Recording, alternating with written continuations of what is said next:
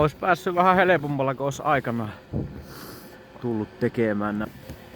Täällä on vähän raikas keli. Tuo puoli pitäisi saada vielä tuolta sulamaan. Asennellaan siihen uusi laatikko ja pumput sinne. Tämä puoli on jo sulla. Tuleeko hyvä? Woo!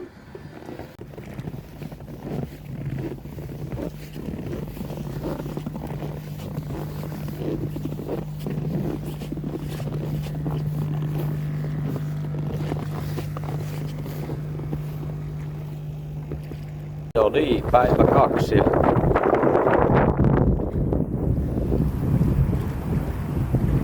Nyt pysyy kyllä koko allas.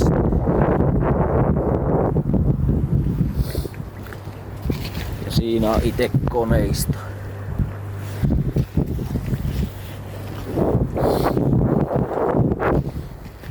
Siinä on runkoputki, mistä tulee ilma. Kyllä pöhis. Se on hyvä.